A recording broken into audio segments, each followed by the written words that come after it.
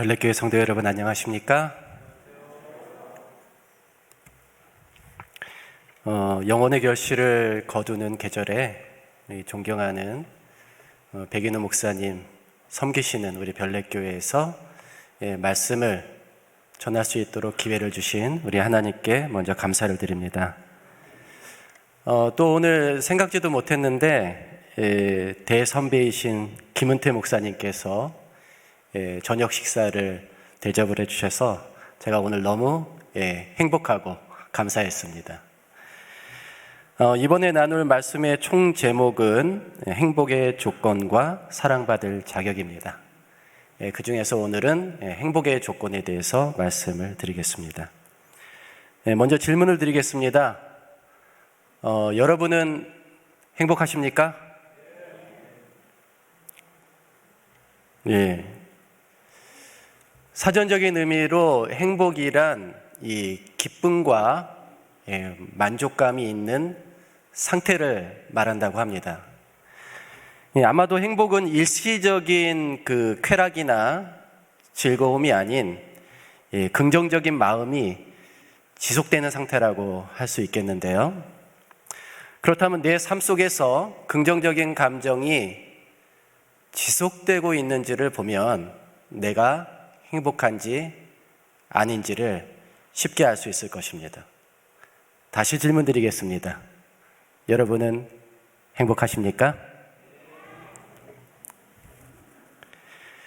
몇 년 전에 전국의 초중고생을 대상으로 실시한 설문에서 가장 중요한 행복의 조건은 무엇인지 물었습니다. 이 질문에 초등학생의 43.6%가 화목한 가정을 뽑았고요. 중학생도 23.5%가 화목한 가정을 첫 번째 조건으로 선택했습니다. 그런데 이게 고등학생이 되니까 바뀌었어요. 1위가 뭡니까? 돈. 그 다음은 성적. 화목한 가정은 3위로 밀려납니다. 학교는 어디까지 다녀야 돼요? 중학교까지만. 뭔가 잘못됐습니다. 심지어 우리나라 고교생의 56%는 10억이 생긴다면 죄를 짓고 감옥에 가도 좋다고 대답한 아주 충격적인 설문조사도 있었습니다. 56%가. 반 이상이 10억만 주어진다면 감옥에 가도 좋다는 거.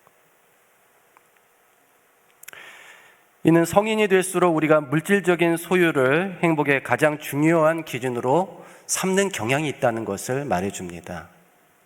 그런데 우리가 과연 얼만큼 가져야 행복할까요? 얼마나 있어야 행복한 겁니까?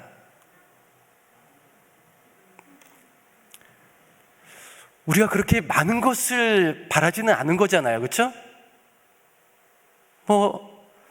40평대 아파트 한 채 정도 있고, 고급 승용차 한 2대 정도 굴리고, 따박따박 월세 들어오는 작은 빌딩 하나 있으면 딱 좋겠는데 말이죠. 그러나 그곳으로도 만족을 못한다고 합니다. 우리가 갈망하는, 우리가 기대하는 부의 수준은 모든 사람들에게 해당되는 것이 아니라 극히 일부의 사람들에게만 해당되기 때문에 대부분의 사람은 상대적으로 가난하다는 생각을 하고 또 불행하다고 생각한다고 합니다. 이런 기준에 따르면 누구보다도 불행한 사람들이 요즘 젊은이들일 것 같아요. 대학교를 졸업해도 사회 이 진입 장벽이 너무 높아서 구직 기간이 이제 길어지고, 요구되는 스펙도 점점 늘어나고, 그래서 결혼하고 출산하는 것은 고사하고 연애마저 지금 버거운 시대가 아니겠습니까? 과연 이런 세대에게 행복이란 어떤 것일까요?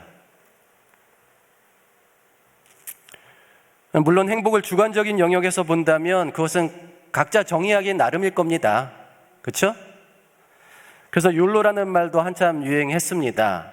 예, 한 번뿐인 인생, 예, 결혼해서 아이 낳고 뭐 열심히 일해서 저축하고 돈 벌어서 집 사고 미래를 위해 대비하고 그런 거 안 하고 말이죠.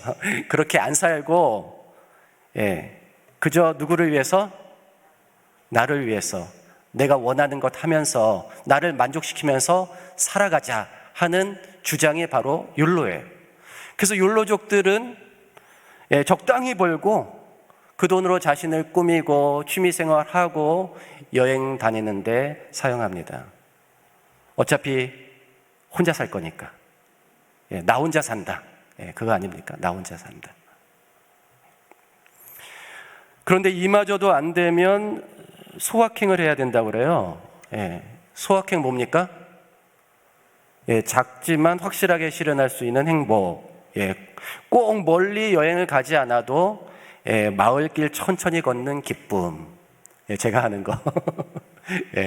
그리고 럭셔리 브랜드 옷 뭐 사지 못해도 그냥 값싼 속옷이라도 사서 서랍에 가지런히 개어놓는 그런 소소한 기쁨. 행복이 꼭 거창해야 되는 것은 아니잖아요.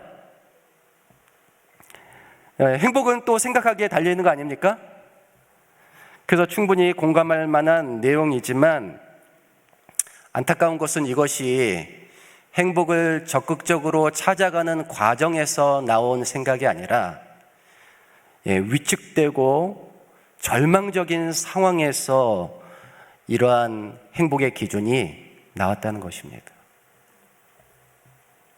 아무튼 내가 생각하는 기준에 만족하고 행복하면 그만이라는 생각 나쁘지는 않습니다. 그러나 성경에서도 인간의 행복을 그렇게 정의하고 있을까요? 성경은 행복의 조건에 대해서 어떻게 설명하고 있을까요? 어떤 사람은 신앙의 목적이 행복에 있지 않고 완성에 있다라고 말합니다. 개인적인 행복, 또 성공, 긍정적인 사고, 이런 것들은 진정한 신앙을 묘사하기에는 불완전하다는 말입니다. 꽤 설득력이 있죠. 삶은 어차피 좋을 때보다 나쁠 때가 더 많습니다. 삶은 고난과 시련의 연속입니다. 심지어 하나님을 믿는 사람에게도 고통은 찾아옵니다. 때로는 너무 극심하게 찾아옵니다. 그래서 우리는 그런 고통을 겪으면서도 죄와 의 사이에서 항상 의를 선택하고 어둠과 빛 사이에서 빛의 길을 선택하라고 부름을 받고 있는 거예요. 우리는 고통 중에 살면서도 깎이고 다듬어져서 하나님의 형상을 회복하고 완성하라고 부름을 받았다고 하는 것입니다. 따라서 선악의 대쟁투라는 냉혹한 현실 속에서 행복은 신앙의 우선순위가 아니라는 것이죠. 맞습니까? 맞죠? 만약 행복이 주관적이고 개인적이고 감정적으로 해석되는 것이라면 그러한 행복은 우리 신앙생활의 우선순위가 될 수는 없습니다. 하지만 성경은 인간에게 필요한 절대적인 행복이 있다라고 가르치고 있습니다. 하나님이 우리에게 주시려는 행복이 따로 있다라고 가르치고 있습니다. 하나님은 우리에게 그 행복의 의미가 무엇인지 참으로 알려주기를 원하시는 것입니다.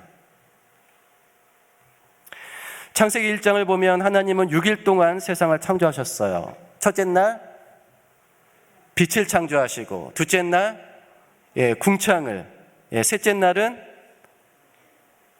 뭐죠? 땅을 드러내시고 식물을 만드셨고, 넷째 날은 하늘에 해와 달과 별을 두셨고요. 다섯째 날은 공중의 새와 물속의 동물을 창조하셨습니다. 그리고 여섯째 날은 육지 동물을 창조하셨고요. 가장 마지막으로 사람을 만드셨어요. 그런데 가장 마지막으로 사람을 만드신 이유는 뭡니까? 왜 사람을 먼저 안 만들고 가장 나중에 만드셨어요? 앞서 만드신 이 모든 것을 사람에게 주시기 위하여, 선물로 주기 위하여 사람을 가장 나중에 만드셨습니다. 그렇다면 6일 동안 하나님이 창조하신 모든 것을 소유하게 된 아담은 과연 행복했을까요? 만약에 물질적인 소유가 행복을 좌우한다면 아담은 완벽하게 행복해야 했을 것입니다. 그러나 뭔가 빠져 있죠. 뭐가 빠져 있습니까? 하나님은 아담의 그 상황이 좋지 않다고 하셨는데요. 뭐가 빠져 있죠? 배필이 빠져 있잖아요. 그렇죠? 배필이 빠져 있어요. 혼자 모든 것을 소유한들 그것을 함께 누릴 사람이 없다면 인간의 행복은 완전하지 않은 것입니다. 사람의 행복을 위해서는 반드시 뭐가 있어야 돼요? 관계가 있어야 돼요. 다른 사람이 있어야 하는 것입니다. 그래서 하나님은 아담을 잠재우시고 그 갈비뼈 하나를 빼서 하와를 창조하셨습니다. 아담은 하와를 보고 너무나 기쁘고 행복했어요. 그래서 노래했습니다. 이는 내 뼈 중에 뼈요 살 중에 살이라. 여러분 아십니까? 이게 성경에 나오는 첫 번째 노래라는 걸요. 아담이 하나님을 가장 먼저 찬양한 것이 아니라 사랑하는 여인을 위해서 제일 먼저 노래를 불렀어요. 저는 항상 이 부분이 굉장히 신기합니다. 어쨌든 사랑할 대상이 생겼으니 이제 아담의 행복은 완전해졌습니까? 이제 아담은 완벽하게 행복한 것입니까? 아직도 뭐가 빠져 있나요? 뭐가 빠져 있죠?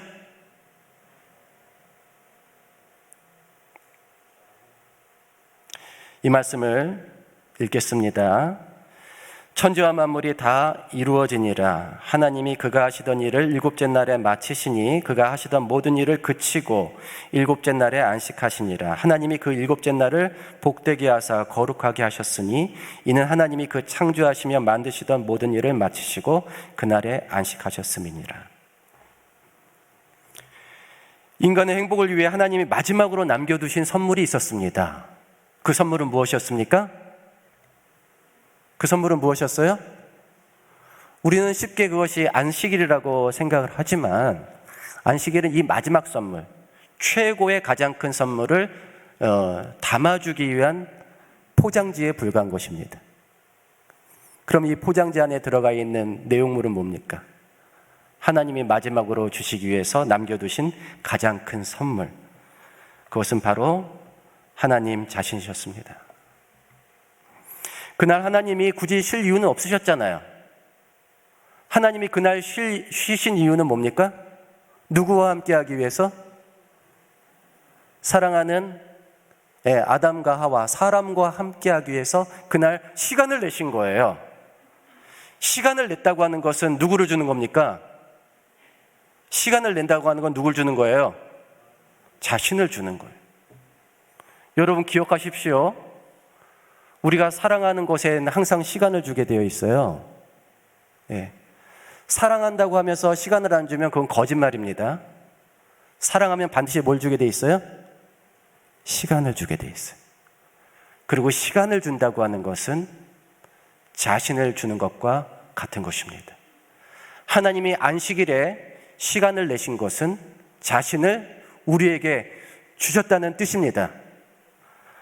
안식일이 복된 날이 되는 이유가 바로 여기에 있어요. 그날이 거룩하고 복된 이유는 하나님께서 그날 우리와 만나시고 우리와 연합함으로 우리에게 최고의 행복을 선사하시는 날이기 때문입니다. 하나님과 만나는 그날, 그 안식일에 인간의 행복은 드디어 완성이 되었습니다. 여러분, 소유에 의한 행복은 너무나 불완전하잖아요. 관계에 의한 행복도 언젠가는 사라질 수 있는 것들입니다. 그러나 깨지지 않고 실패하지 않는 완전한 행복을 원한다면 우리는 하나님을 아는 사람이 되어야 합니다.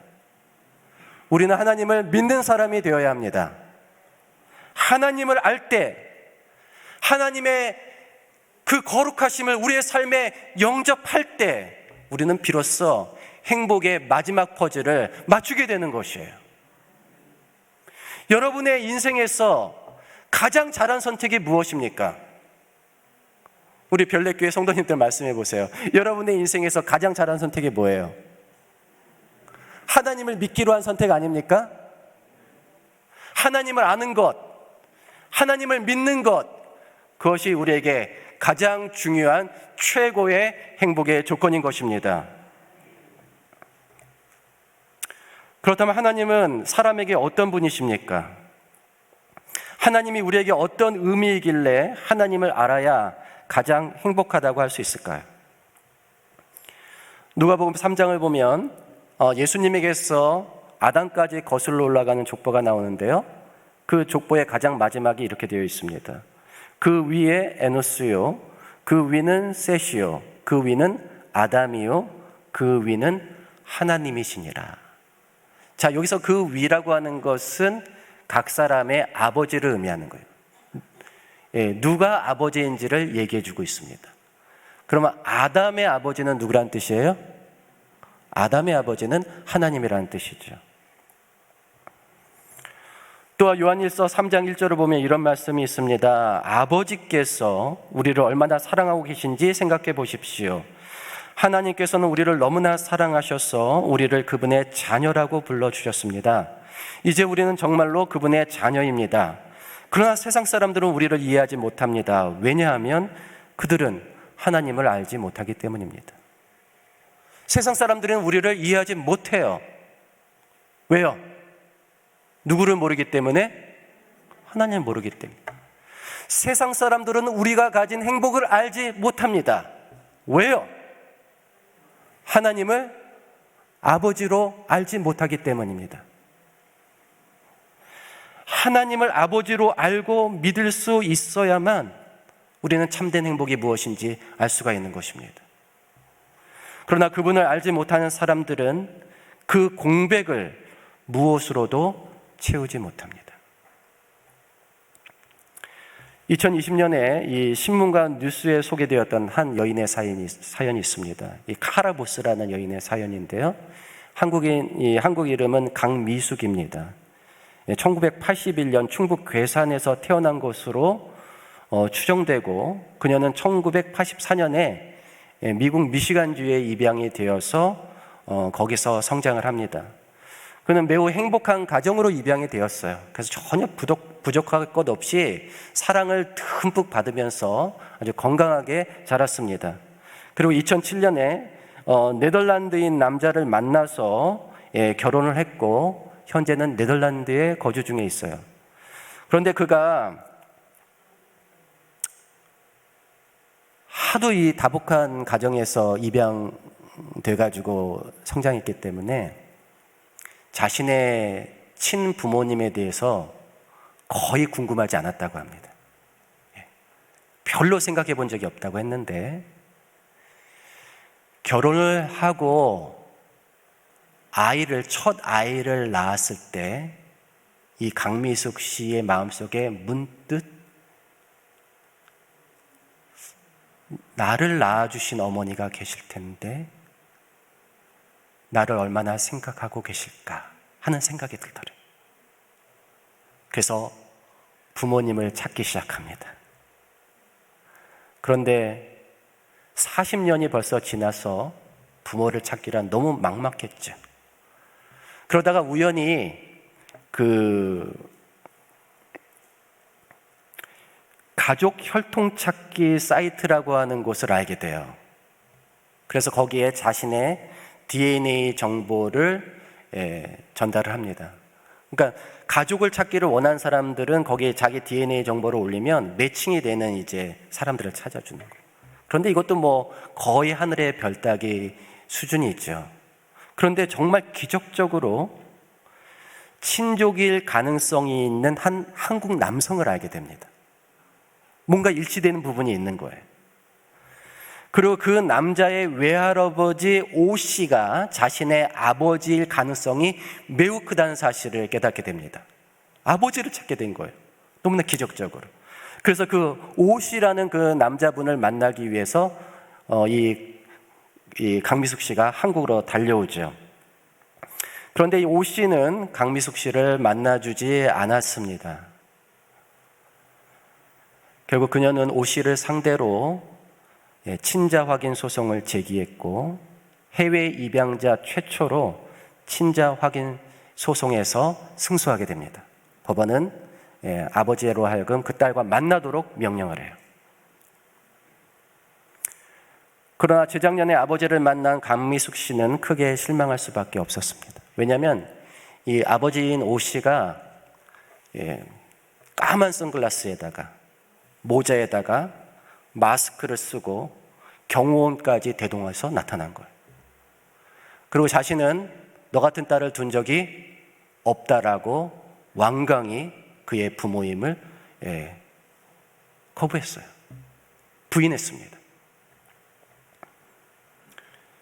정말 몇 년 동안 고생해서 찾은 친아버지와의 대화는 10분 만에 종료되었어요. 그리고 안타깝게도 그해 12월에 오 씨는 사망하고 맙니다. 오 씨는 아마 큰 자산가였던 것 같아요. 그래서 강미숙 씨가 자신은 상속을 포기할 테니 아무것도 바라지 아니할 테니 다만 엄마가 누군지만 알려달라고 애원을 하게 됩니다. 엄마가 누군지 알려달라. 하지만 그마저도 거부를 당했다고 합니다. 혼의 자식을 부정하고픈 이 마음 때문에 엄마를 찾으려고 하는 이 애절한 소원을 거절했다니 참으로 믿을 수가 없습니다. 잠시 강미숙 씨가 어머니에게 보내는 영상 편지를 보겠습니다. 엄마, 많이 힘들었어. 여기까지 너무 싸웠어요. 그러니까 없애주세요. 미안하지 말고 그냥 오세요. 말하고 싶어요. 강미숙입니다.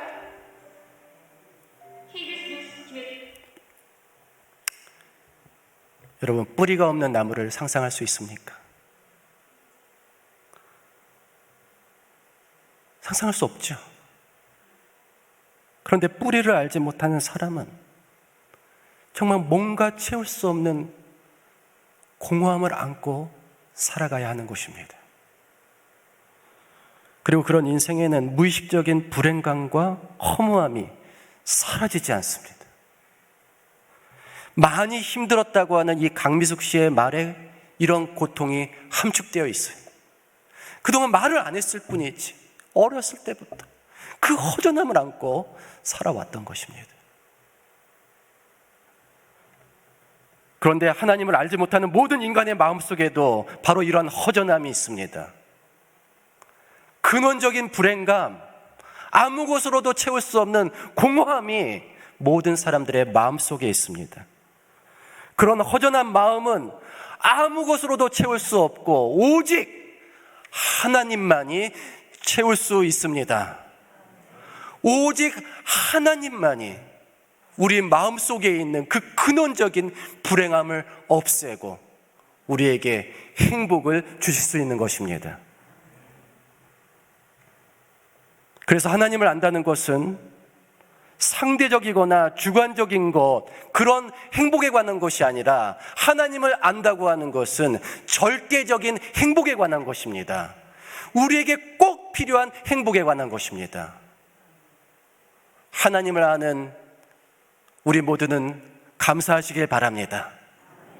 하나님을 안다는 것은 정말 가장 행복한 조건을 가지고 있다는 뜻입니다.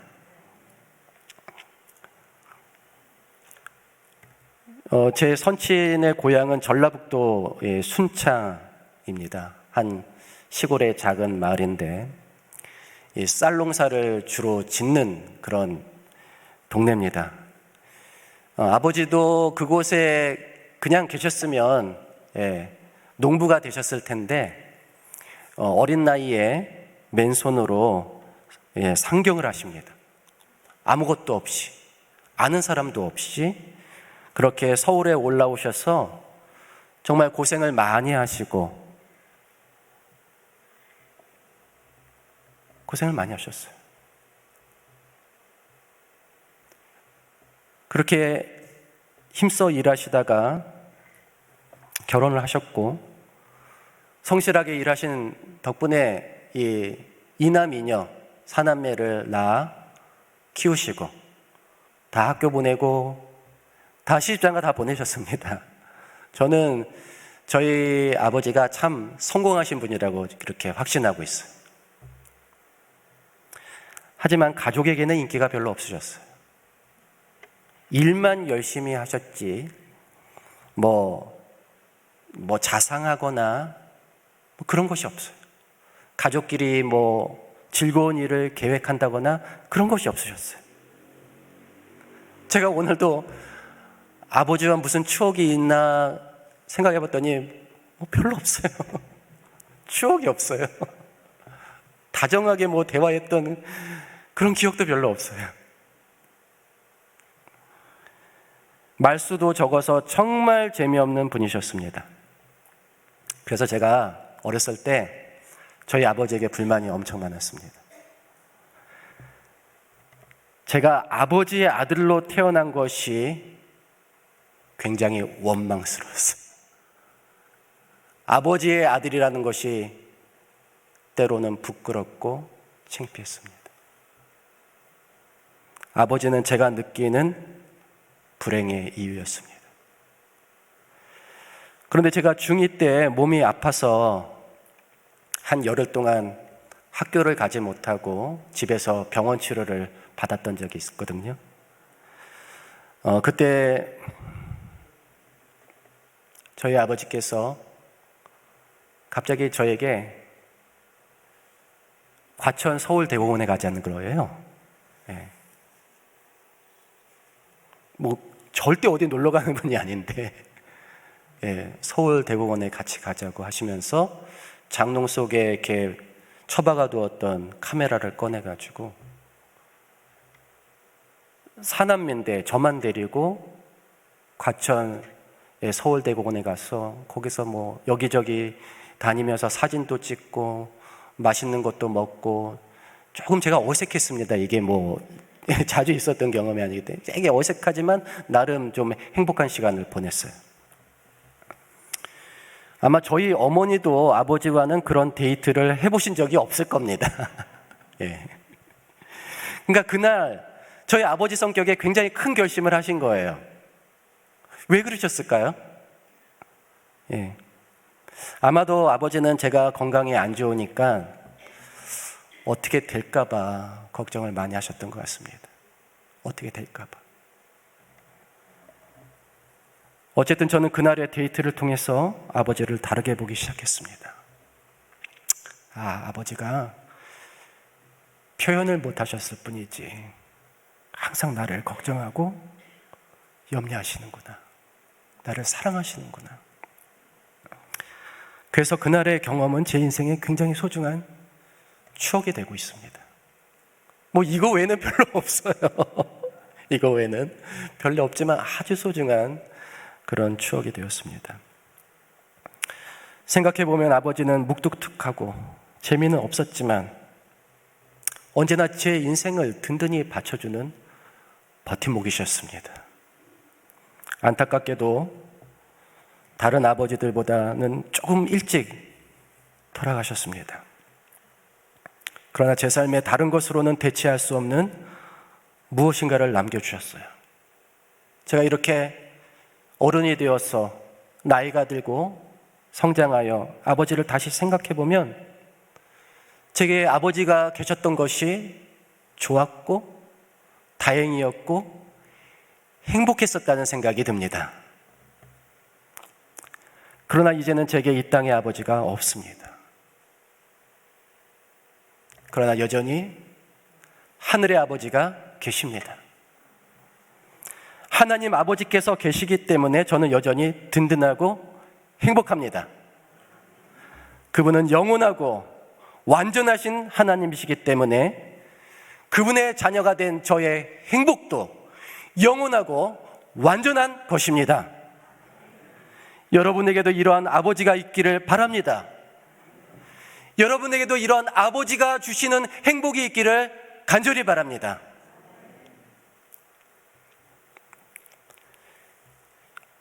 중국의 알리바바라는 기업이 있잖아요. 이 기업의 회장이었던 마우이는 하루 중 언제 가장 행복한가라는 질문에 잘 때가 가장 행복하다라고 대답했다고 그래요. 잘 때가 가장 행복하다. 매일 화려한 삶을 살 것 같이 보이지만 실상은 그렇지 않았던 것이죠. 이 왼쪽 사진은 이 마윈 회장이 밥을 먹고 있는 모습인데요. 식탁에 있는 음식은 뭡니까? 라면과 장아찌 2종류예요. 아니, 돈이 많아도 사는 게 다 저렇습니다. 그렇죠? 별거 없어요. 예. 오른쪽 사진의 주인공은 중국 최고 갑부 중 한 명이었던 중징허우 회장입니다. 이 사람도 자신은 행복하지 않다라고 토로했어요. 돈이 많아도 쓸 시간이 없고 하루에 10시간을 일해야 하기 때문에 16시간을 일해야 되기 때문에 자기는 전혀 행복하지 않은 삶을 살고 있다고 고백을 했습니다. 여러분, 돈이 있으면 행복한 줄 알아요? 아니라니까요. 예, 아니래요, 이 사람들이. 예. 여러분, 이 여자분 누군지 아세요?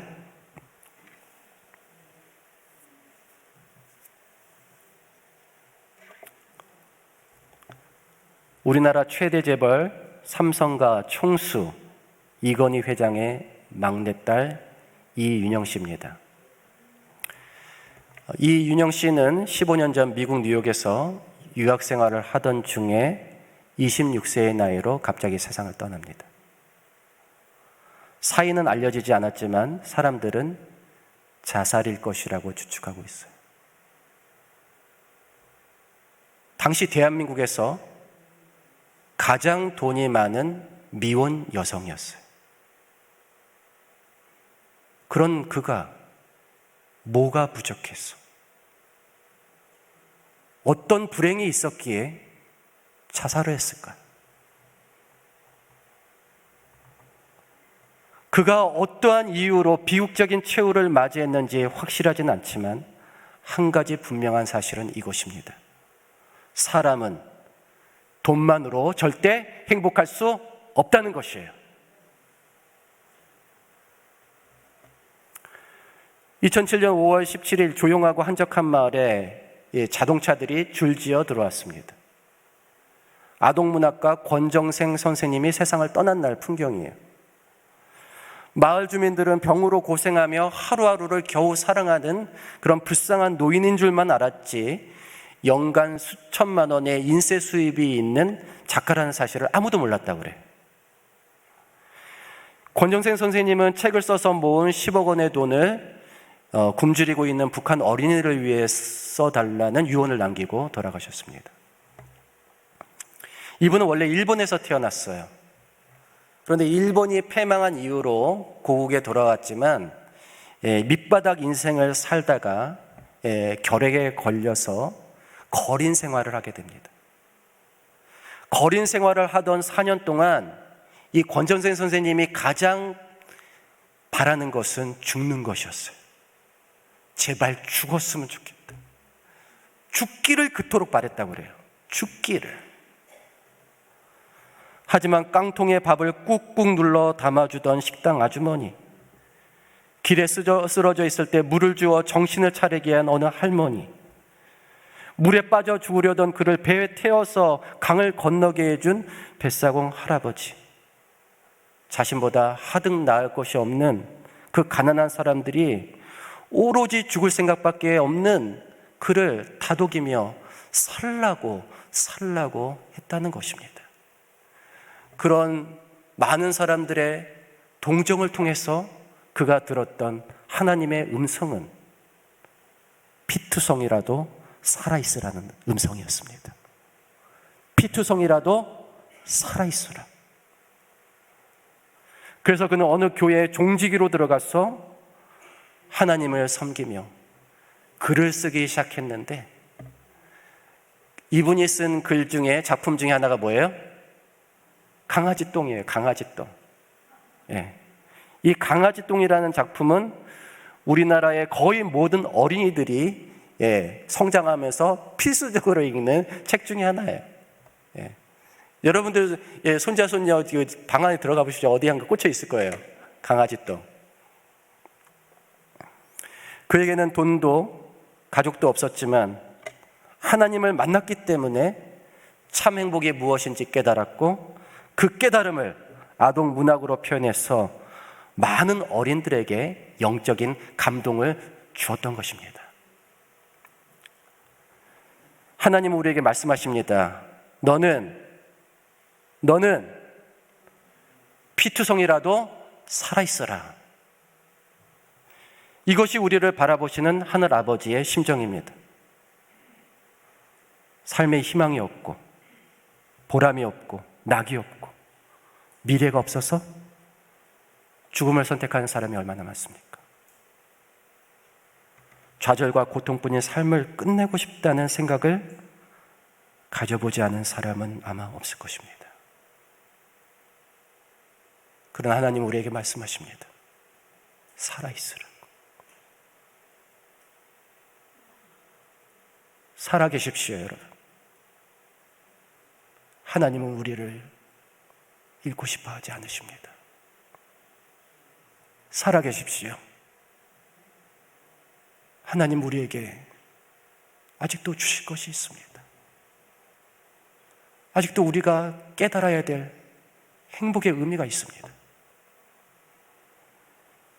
하나님은 우리에게 살아있으라고 말씀하시며 견디라고 말씀하십니다. 하나님은 왜 우리에게 이렇게 신경을 쓰시는 겁니까? 왜 내가 그냥 망가지도록, 내 마음대로 살다가 그냥 멸망하도록 내버려 두지 아니하고 이렇게 왜 우리에게 신경을 쓰시는 것입니까? 그 이유는 하나님이 우리의 아버지이시기 때문입니다. 우리에게 참된 행복을 주기 원하시기 때문입니다.